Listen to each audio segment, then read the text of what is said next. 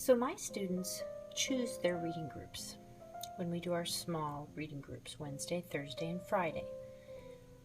Normally we do them Tuesday, Wednesday, Thursday, but this year, because of the way my pullouts are, we do Wednesday, Thursday, Friday mornings. The kids have to learn about each of these groups and practice it well before we can start choosing their groups on their own. So basically, I choose their groups for as long a period of time as I see that they need to be chosen, and then I hand it over to them. So I call my groups rounds. And on Wednesdays, I do 6 rounds. Thursdays and Fridays, because I have a pullout in the morning, I only do 5. And so what I do the night before is I decide who I need to see, and then I also decide if there are certain groups that I need certain kids to do. So this is our reading chart. This is how we sign up for our groups and keep track of them. So we've got a column for each day of the week. The highlighting means that is a group that they have to do. When they're picking their groups, they have to do that group. The other groups, they can do it if they want to, and if they have time for it, except for my group. Nobody can sign up for my group because I always choose who I'm going to have. I don't always see all of my kids. Okay, so you can see Catherine chose her groups today. She had to do the art project, word work, and the reading game. She also had to come see me because we did guided reading with her group. And she did not end up doing read with someone, which is not the end of the world, but she got in some computer time, and we do Lexia for computer time. And she also got to do read to self or listen to reading. And listen to reading can either be a group story at the listening center or individually or with a partner on iPods. So these magnetic whiteboards that I use for my reading groups I found at Walmart. I found like 3 of them that were exactly the same, and then I just drew some lines on there, put a number on each one, put the dots on there, and the labels for each group. But then I couldn't find any more, and I needed 6. So I had to buy some boards that were similar and just add some paint to them and stuff like that. But these are great. They are magnetic.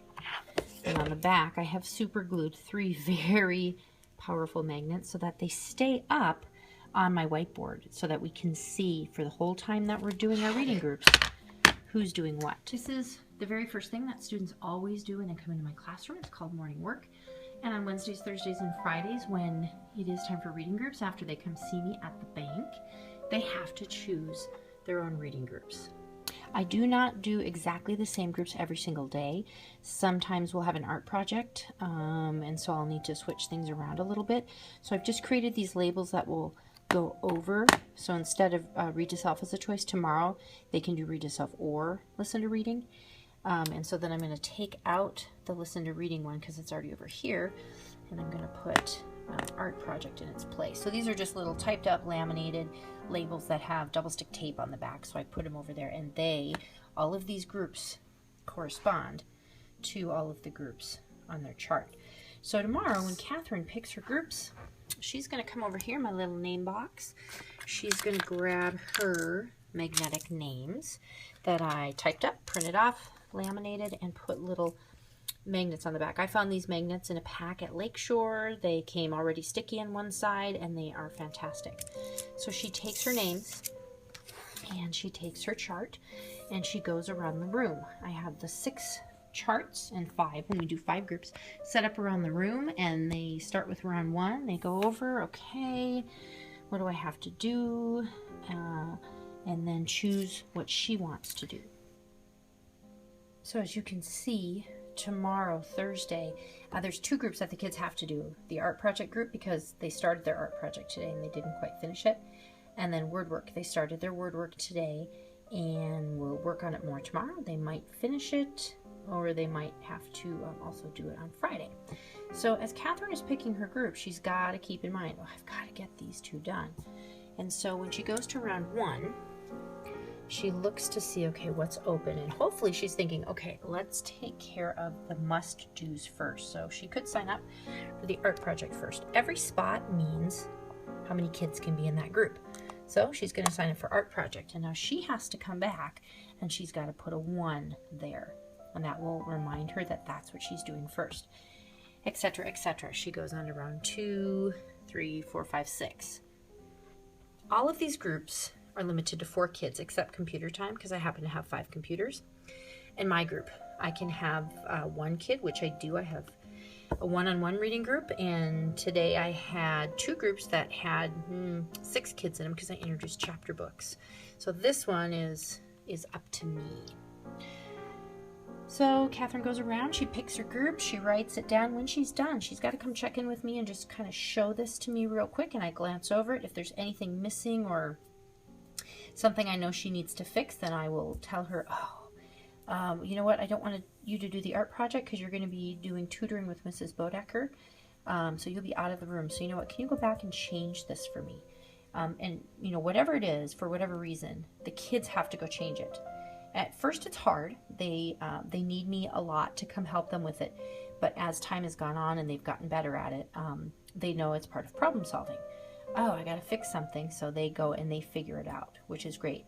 Now the only thing, and I'm seeing it lately actually, is kids will choose their groups, and when they transfer the number to their chart, it doesn't always end up in the right spot for whatever reason. So a child will go to the word work group because it says so on their sheet, but then I look up at this chart, which is on the board, and nope, you're supposed to be doing the art project. If I catch it, I fix it. And just tell them, you gotta make sure to transfer the numbers. It's time for me to figure out now who I'm going to meet with and when I'm going to meet with during my 5 groups. And the first thing I start thinking of is, who do I need to meet with? It's not all of my kids. This is one of my reading groups, and we started a book yesterday for guided reading, and we need to continue it. So I definitely need to meet with these 4 kids, but I do have to think. We do have 2 of these kids in reading tutoring, so I just got to make sure that they're not out of the room at the time. So let's see. I can meet with them first. So I'll put their names on the chart, and then I will write on their charts. Let's see. Catherine has to meet with me. She's going to meet with me during round 1. So I'm going to write a 1 down here next to my name. And then, I don't know. Catherine is also one of the students that's working on nonsense word fluency. So if I have the chance, if I have an open group and I can pull those kids, flexible grouping, then I will meet with her again. And if that's the case, I'll put a comma and then whatever other round I'm going to see her for. And I'll do guided reading for 1 round, and I'll do nonsense words for the other round. Now I figured out who I absolutely have to meet with tomorrow. It's 3 of my groups. This group, these guys are all doing a play together, and we need to practice. And then this is my one-on-one group. And so now either I decide, okay, I'm going to see one of these groups again for more practice, or I'm going to do flexible grouping. And like I said, pull some kids for nonsense word fluency. Or maybe I'll meet with some of my high readers and do something with them, or maybe I'll just not schedule myself for something, and then I can float. And when I float, it means I just basically walk around and I watch kids, I listen to kids, see how it's going, maybe, you know, listen to them read, maybe plug into the computer with them and watch them and listen to them do Lexia.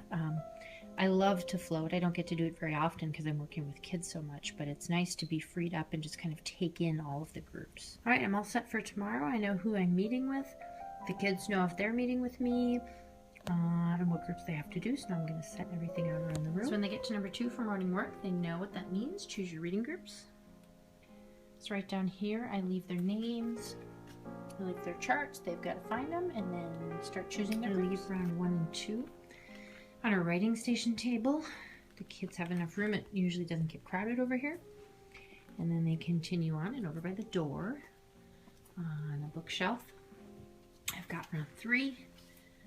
Kids can choose, and I can try to go in a circle.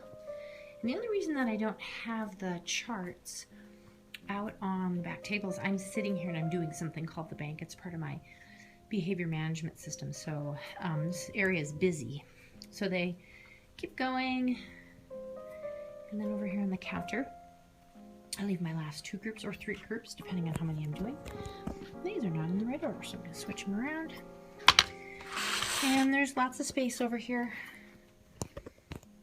And kids know that if they don't finish picking their reading groups, when I ring my bell to signal that time's up and clean up and get ready to start the day, I get to finish picking the rest of their groups. And that's usually enough motivation for them to finish this at least so we can start our day.